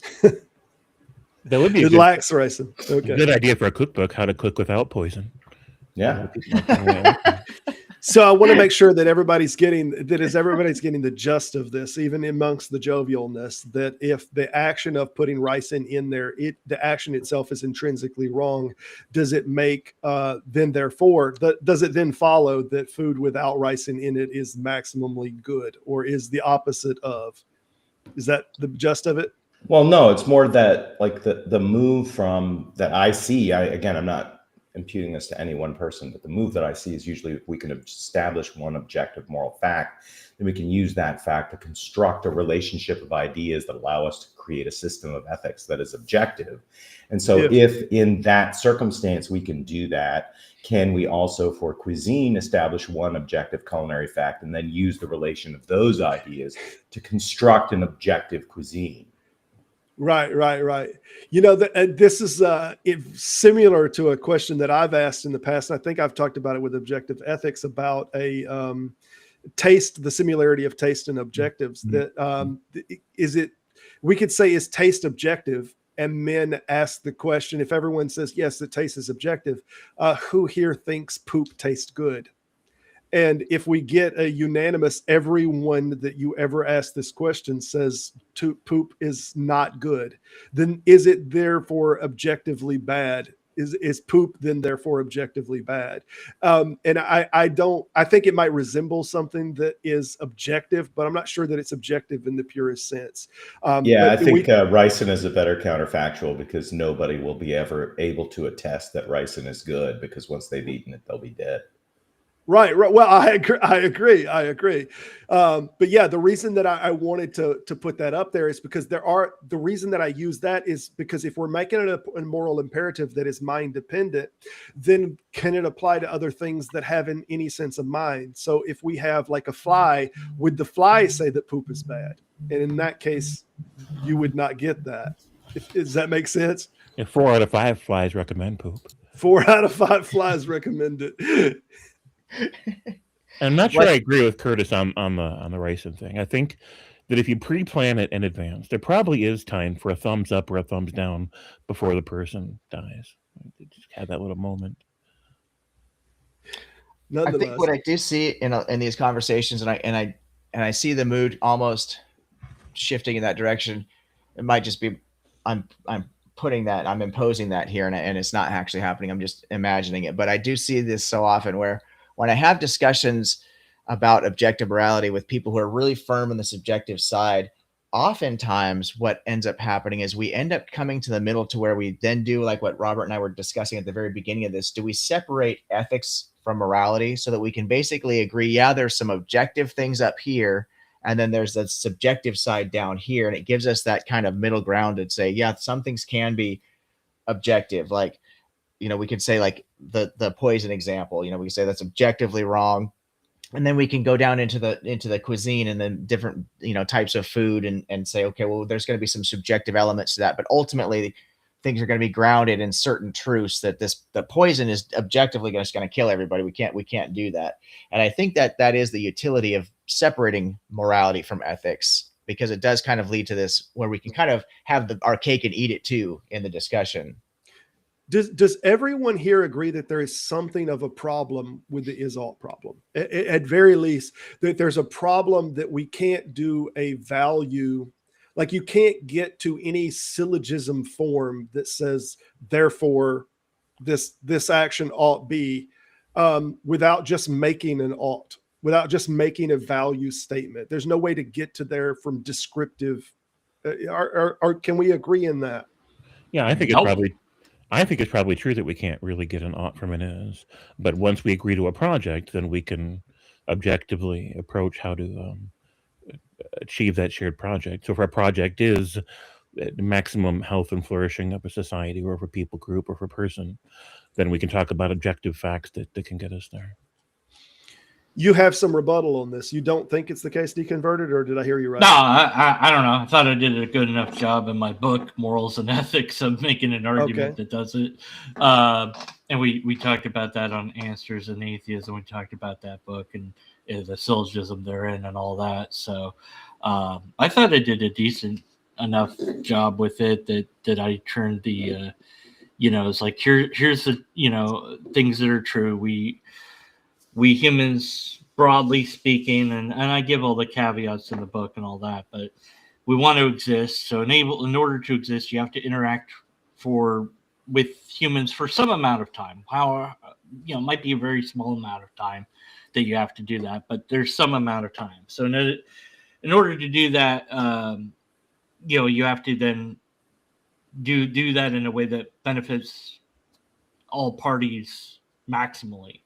And so then it follows that you should then do that. So that is maybe. How does it follow? How does it follow that you should do that? Just pragmatic for yourself? Yeah. From a selfish perspective, in order to survive, you want to optimize your survivability, and so therefore you have to do that. Yeah. But we always get back to, though, Deconverted. We always get back to we ought survive, right? Yeah, exactly. Yeah. So if survival isn't your mainstay, then you're just not going to want to survive, and then you'll not be on the block for counting for So then we have to start with a value system, right? We have to start by injecting a value. And even if that's a naturally injected value that I want to live, that's the injected value, right? Yeah, right. But that doesn't seem like that's a logical thing. That might be more of a biological thing. It exists as a biological, maybe even a biological necessity, but I'm not sure that it's inside of the construct of logic to say that I ought to live, if that makes sense. It's you want to live, clearly. Yeah, it just states that broadly humans want to exist, and not that, you know, that's just an observation based on reality, as far as I can tell, you know, and the few humans that don't want to aren't going to. So then they're not in the game. They're not in the game. They can't participate in the moral game anymore, and so they're, you know, they don't count anymore. I suppose, but it's not about, you know, it's just like this is how things are rather than how they must be or should be or any comment like that. So, let me just say, I know that this is a new channel and nobody wants to jump in and cut everyone off, but I do want us to start engaging more and just jumping. I don't need to call names for people to jump in. Right. But I did want to, before we jumped into too much, I have not heard almost anything from JB. And then if we get some more people, y'all can begin to interact amongst yourselves. I did have a question for objective ethics that didn't get asked, but, you know. Hit it. Oh, okay. Throw it. So I asked in the chat, even if we identify that something, whatever it is in fact objective, what benefit would that serve to humans? Because not everybody's going to care or even follow it, and some will just deny it anyway. They'll just deny it anyways. You know, like people deny the Earth's shape. So I mean, you know, it's like, who cares? You know. So I was just wondering, like, is there a benefit, or it's just like, that's just interesting that this is true? Just a definitional thing. I think this is actually a fascinating question, Deconverted Man, because it leads down. There's two answers, really. There's the very simple answer that I think skeptics are going to really probably latch onto, the atheists and agnostics, and they're going to say, well, it just leads to human flourishing, our cooperation. The more we cooperate, the better our societies will be, so on and so forth. We're going to reduce harm, right? So the human secularist is going to say we're looking for harm reduction. So I think there's a practical reason to try and come up with some kind of, at least assume that we can see an objective standard of certain behaviors, because from the secular humanist perspective, right, we want to reduce harm. And so we would love to see something like, we'd love to see slavery abolished. We'd love to see, you know, gay marriage promoted, you know, because it's fairness, right? So there's certain things that we can look at practically, but I think there is a very interesting esoteric question to be asked. And it's difficult for me as a skeptic, you know, you start getting into arguments about the soul and things of this nature, and it really, there's more, like I said, there's more of an esoteric, what is there really an intrinsic value other than just our survivability? Is there really an intrinsic value to living an ethical or virtuous life? And I can look at my own life and I can see my relationships with people, and I can see that while I'm certainly not going to please everyone, and I'm certainly not a perfect person, I make mistakes all the time. The more I try to live a virtuous life, meaning the more I focus on fairness, is, for example, the better my relationships with people just seem to be. And there seems to be this benefit that fulfills me in a way that is difficult to really describe. It gets into the qualia of life, right? That comfort of sitting by the fire. What is that really, that experience? How do I describe that? The redness of red kind of a concept. And so these relationships are more than just practical. If I'm nice to people and I get benefits, you know, I get more food on my plate when I go to the restaurant because I'm a good tipper or whatever the fuck it might be. There's certainly some practical elements there, but there's just something more to relationships. And as a skeptic who doesn't necessarily believe in a soul, I'm wondering, you know, what road do I need to go down to figure out just how beneficial this could be? So I think that's a great question. Right, I don't have a good answer. It would definitely matter to those that care about it, you know, because then they could apply it. And for everyone else, you know, it's like, we don't care. Okay, well, that's your problem. You know. I mean, isn't that a consequentialist case for objective ethics? It could be, yeah. Sounds like you're making a utilitarian argument, which yeah, is not exactly. objective. Yeah. I kind of lean into utilitarianism somewhat. Well, there's this thing about actions also, that the action, let's take something that we never had as a thing that we would have considered immoral in the past, such as drinking and driving. And we never would have had this even ideal until driving came about. Like it could not even be on the table.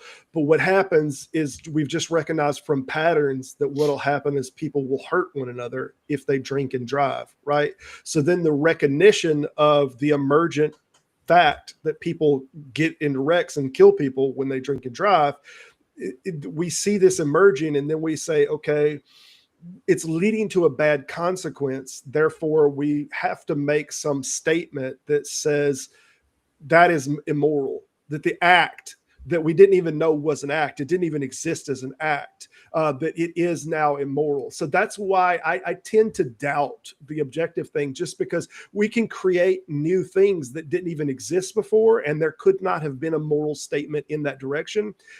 But it's just dealing with the consequences. What's determinant it is the consequences, and us recognizing that the consequences are repetitious, that they happen over and over, because people think when they're in that mindset, in the case of drinking and driving, that, oh no, I can drive, I'm totally fine. And they're completely wrong, and they hurt someone. So I think that we have the goal that we don't want people hurt. And then when we have a new thing that's happening, we see, oh, but this is hurting people. And then we say, okay, now we have to create a rule set around it. That's when you put the rice in the drinks. So then, all right. No, Robert, I think it's much more complicated and even worse for the case, right? So let's examine a very early agricultural society, right? In a very early subsistence or marginally above subsistence agricultural society, child labor is objectively good for the purposes of that society, right? There are no schools. There is no body of knowledge to learn. There is no benefit to the children having a playful childhood, but there's massive benefit to harvesting and getting that labor into the fields as quickly as it's capable of. And it's beneficial for the development of the children who are being involved in the labor. But over the history of mankind and the increase in efficiency of agriculture and the greater output and greater energy substrate that a society has, to where it's no longer on subsistence level and in fact is in massive surplus, then the ethics of the child labor start to lose valence, become neutral, and eventually flip to the point where most societies now outlaw child labor, rather valuing education for all and doing those sorts of things in childhood to develop greater affordances in the individual human beings in those civilizations to take greater advantage of the energy flow that's available. So there's something where that would have been universally good at one point in time and is universally or nearly universally considered harmful at another point in time. So you're either talking about a general principle that is so nebulous that it can't handle what seems like a very obvious and non-edge case, like should children go to work? Fair. Y'all have at it. Again, I want y'all to be a little more loose on here. John, JB hasn't talked much. I know James hasn't talked much. If y'all have more questions or if y'all have more points to raise in the conversation, have at it. I think we're going to run this for another good 15 minutes or so, but I do believe we're going to be wrapping this at about 4 p.m. Central Standard. If you do have links that you want to share to your channels and that you do get a little bit of your position out there, by all means, drop it inside of the private chat. I will put it on the board there for everyone to see. But talk amongst yourselves. And please interact. Okay, so go ahead, JB. First, I wanted to say I agree with objective ethics. I think that there is some sort of intrinsic benefit from being generally what is described as a good person because of the benefits it has in your he brought up the fact if you tip well, then maybe the people at the restaurant will give you more food on your plate, or they'll be nicer, or just you have more friends because you're nicer to them and things like that. And all those things are definitely benefits. And so I agree with that. Another thing I wanted to say is that because you brought up that we could promote our channels and stuff, stay tuned for Objective Ethics' channel, because I guess next Saturday we'll be going over. I'll be featured on his channel going over messianic prophecies in the Bible and why Jesus didn't actually fulfill any of them. So stay tuned for that. That's going to be a good show. And I just want to thank everyone, because there's a lot of people actually on this panel right now. I know there's a couple people who are in the chat and who've supported my channel already. And I like Deconverted Man, he's going to be scheduled to come on and do a talk about logic. I'm really looking forward to that. If people are engaging in debates, discussions, informal debates with theists, and I see a lot of this online through our various channels, a lot of theists are falling back on the philosophical arguments. They're trying to run presuppositional arguments, and Deconverted Man has done a great job. I've seen a few things on his channel I want to discuss with him. He's identified the actual logical fallacies that we need to be aware of, so that we could break down these arguments. Because if an argument has to be made using something that's fallacious, then the atheist or the agnostic is fully justified to just simply hand wave it away, because it's a fallacious argument. And so I'm looking forward to that conversation with Deconverted Man. Johnny has done a great job with his messianic prophecies discussions. In fact, I watched a debate that he had against I'm going to call the guy a troll. I don't know how else to describe him, but G-Man is just an insane. If anybody who hasn't seen G-Man, you're better off. You're better off for it. If you've suffered through anything from G-Man, it's really painful to follow through. So I'm looking forward. We're going to discuss that. And James has also been very supportive. When I was doing work with the Mirror Point, James came over to see me, and I really appreciate him doing that. So I'm hoping to get together with James as well. So I just want to say thank you to everybody for all the support already. Johnny, you raised a really good point too about this question that we're talking about with the trolley problem, and I don't know if it got highlighted.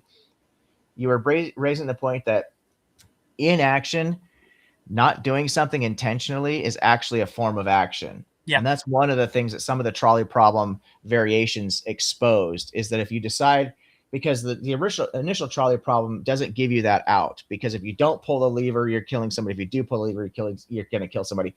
But so that problem has been, memed to death at this point. And there's different ones where you can actually take a choice. You can make the choice not to act.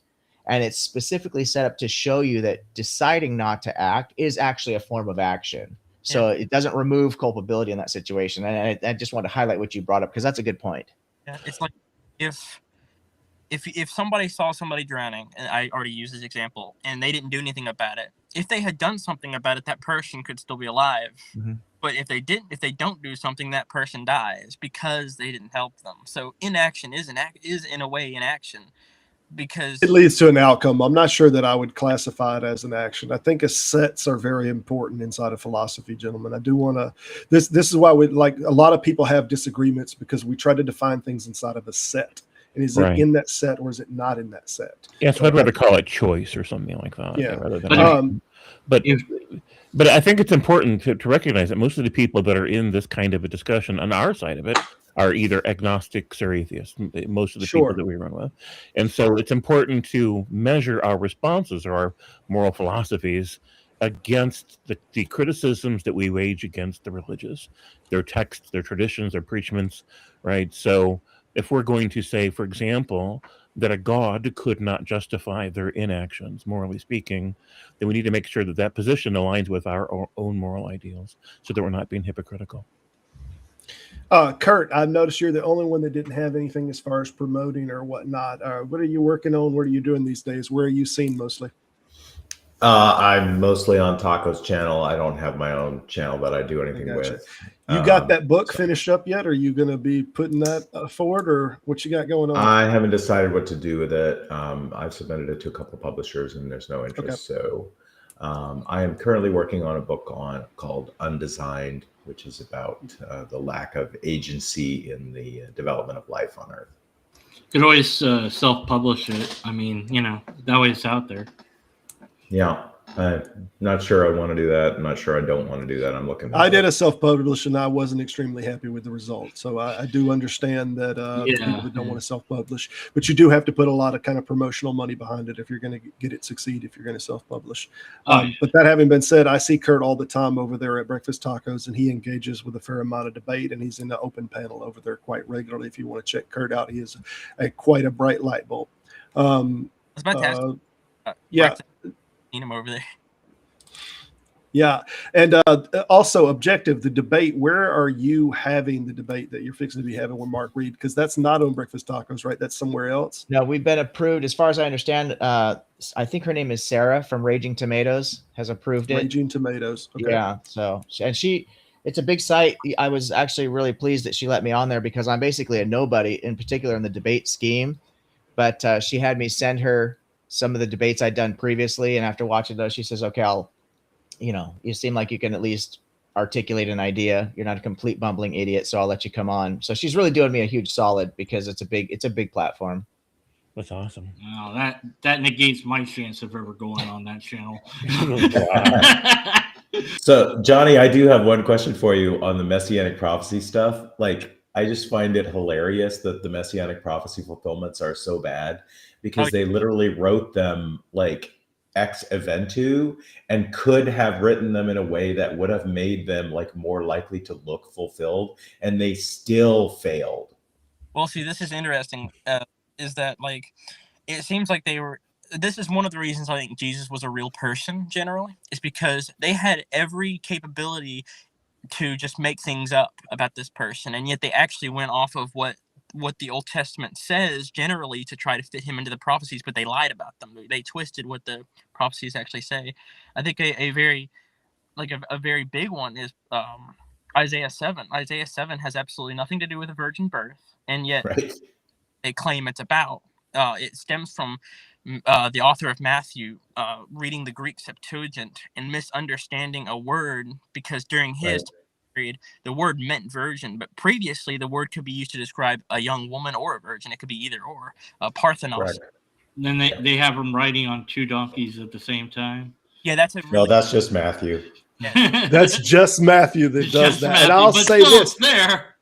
I want to say this. There is actually a verse in Thomas that I don't think we have a real agreement from scholarships on, because first of all, Thomas, some of the verses are dated all the way from 50 up to like 230 or 240. So I think it's kind of a collection of different sayings. But one of the sayings, I kind of always thought it might be a dig at Matthew.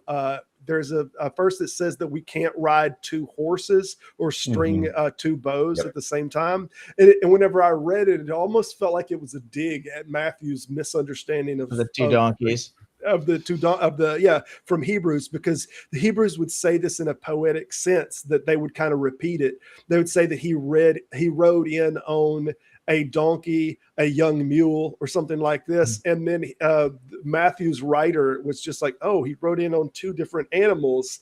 And I kind of always thought that Thomas, that specific verse might have been a dig at the way that it refreshed my memory, because this is one of the Apocrypha that I've been looking to really want to get into, but I don't have time to do all this stuff. But isn't Thomas, the Gospel of Thomas, where you get naughty baby Jesus? No, that's the infancy gospel. It's of just Thomas. sayings. There's that's two different versions. So there's the Gospel of Thomas that's full of a bunch of Neoplatonists, like statements like until a woman can become like a man, she won't enter the kingdom of heaven, or until you can take. Didn't say that outright, Kurt. That's in Isaiah 114. I just wanted to point that out. He said, I will make her a man so that she could.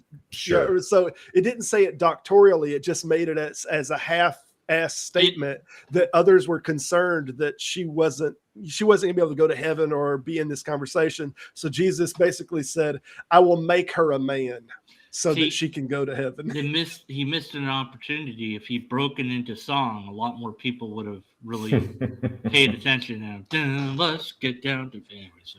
Also interesting that, and this is one of the reasons it's pretty much known that Matthew didn't actually write Matthew, is that historians tell us that Matthew wrote a sayings gospel in Hebrew. Well, that's not what we have. We have a Koine Greek manuscript that just completely butchers the Old Testament. It's very much not anything that the real Matthew would have written. So if Matthew actually did write a manuscript like some of the historians claim, then it's not what we have now. It's probably gone. Oh. It probably I mean, it's obvious there's no historical Matthew. Matthew is Yeah. not a real person. It's part of the narrative, and they just assign the name afterwards. It's like James and Jude. Like, those are most likely just sermons someone wrote, and then they get ascribed to James and Jude later.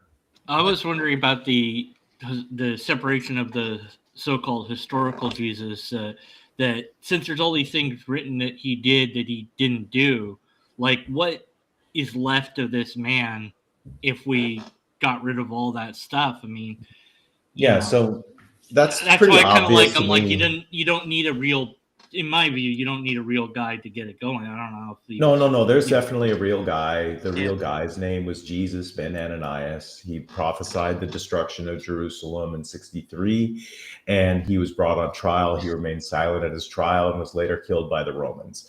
I mean, that's the real historical Jesus. He's in Josephus. It's pretty obvious that Mark is using him as a template. And so there's just no Jesus of Nazareth who ever got met by Pilate or any of that stuff. all that legendary stuff. The mocking scene in I want to Mark represent that is not a consensus of the scholarship, but it is an emerging position that I have definitely heard before. We've talked about it. I just wanted to say that even in the skeptic philosophy field, it is not a consensus that is the case, but it is a great argument. But if you read Mark and you read the trial section and then you read Josephus, you can see that there's a clear relationship. And then the second scene after that is the mocking of Jesus. And that's a clear draw from Philo's story of a crazy man named Carabbas in a book called On Flacco. And so, like, these two stories as like central facts of the Passion narrative coming from obvious literary sources, to me just cinches the question that these are not like based on oral tradition. Like, really, it doesn't matter if there was a historical person who came from Galilee and went to Jerusalem. That's irrelevant to the narratives we have, right? And so as long as you know that the works are literary, like we don't need to learn about Richard Nixon from The Watchmen or Abraham Lincoln from Abraham Lincoln Vampire Hunter. Even though they were real people, those sources are not useful for us to determine anything about their lives. So in the same way, let's grant there's a historical Jesus. That's fine. I think I have a good candidate for him. Because a lot of but it doesn't matter to the books.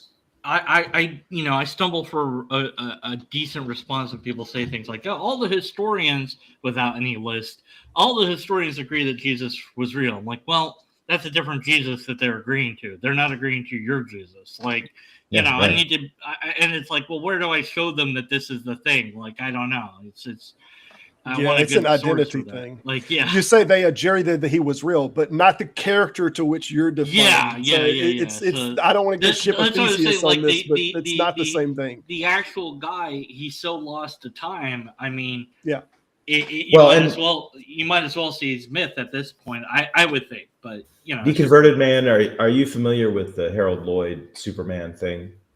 No, I don't think so. No. So Harold Lloyd was an actor in like the silent movie era, and he played like this character who wore these horn-rimmed glasses, and he was sort of a bumbler, and he had this whole persona in the silent movies.